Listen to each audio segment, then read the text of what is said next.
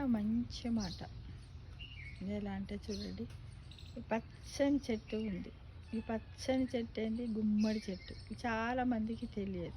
గుమ్మడి పువ్వు ఇలా ఉంటుంది. ఈ గుమ్మడి పువ్వుని ఏం చేస్తాం? మనం బతుకమ్మని పేరుస్తాం కదా, అప్పుడు అమ్మవారికి ఇష్టం. గుమ్మడి ఆకులు గుమ్మడి పువ్వుతో బతుకమ్మని పేరు. ఇప్పుడు వచ్చే అమావాస్యని బతుకమ్మ అన్నమాట.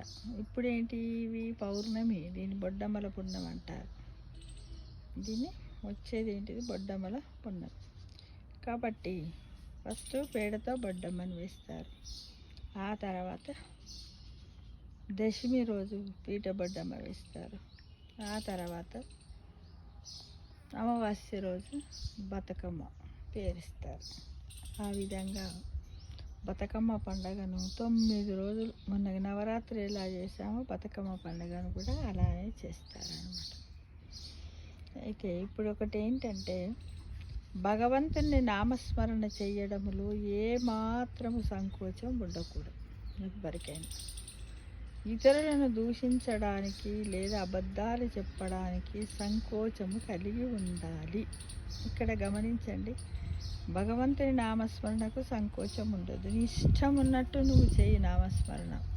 హరే రామ ఓం నమ శివేమన్నాను. కానీ ఇతరులను దూషించేటప్పటికి మాత్రము అబద్ధాలు చెప్పడానికి సంకోచాన్ని కలిగి ఉండాలి.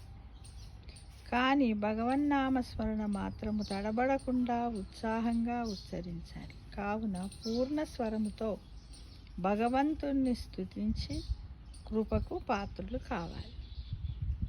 చూడండి, చాలామంది నోరు తెరవ, నేను మనసులో అనుకుంటూనే ఉన్నా అని అంటారు. కానీ మనము ఉచ్చారణ అనేది చాలా ముఖ్యం.